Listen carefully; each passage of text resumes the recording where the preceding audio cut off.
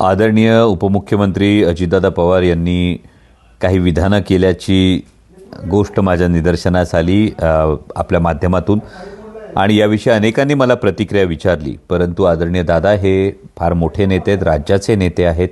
त्यांच्या मार्गदर्शनाखाली अनेक वर्ष काम केले आणि त्याचबरोबरीनं जेव्हा चांगलं काम केलं तेव्हा अजितदादांनीच पाठीवर शाबासकीची थाप दिलेली आहे। म्हणजे पहिल्याच टर्ममध्ये कोणती राजकीय पार्श्वभूमी नसताना पहिल्याच टर्ममध्ये 2 वेळा संसदरत्न पुरस्कार मिळाला तेव्हा दादांनी कौतुक केलं।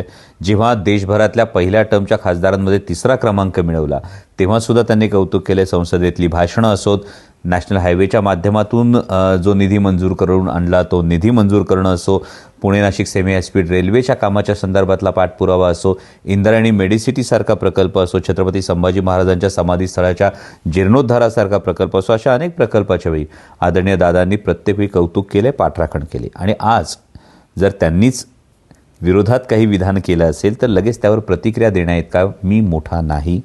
त्यामुळे मला असं वाटतं आणि ज्या काही गोष्टी असतील, समजा 5 वर्षामध्ये मतदारसंघातल्या एकूण प्रेझेन्सविषयी जर त्यांनी भाष्य केलं असेल तर एवढंच आहे की त्यांनाच कान धरण्याचा अधिकार होता आणि त्यावेळीच जर त्यांनी कान धरला असता तर नक्की सुधारणा केली असती।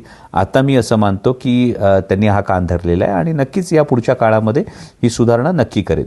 आणि आज दादांनी ही भूमिका बदललेली, त्यांनी राजकीय भूमिका ही जी दादांची बदललेली, त्यामुळे आदरणीय शरदचंद्रजी पवार साहेबांचा गट आणि अजितदादांचा गट यामध्ये जर शिरूर लोकसभा मतदारसंघाची लढत होणार असेल आणि आदरणीय दादा उमेदवार या संदर्भात देणार असतील तर हे राजकारण आहे, यामध्ये काही कुणाला गैर वाटण्याचं कारण नाही। मुळात मी स्वतः असं मानतो की निवडणूक हे केवळ एक माध्यम आहे आणि सत्ता हे केवळ एक साधन आहे। सत्ता हे अंतिम साध्य नाही। त्यामुळे सत्ता हे साधन आहे लोकांचे प्रश्न सोडवण्यासाठी आणि सर्वसामान्य जनता सुज्ञ आहे, जनता ठरवेल सत्तेच्या बाजूने राहायचं की तत्व मूल्य या गोष्टींच्या बाजूनं आपण पाठिंबा द्यायचा, हे सर्वसामान्य जनता ठरवेल।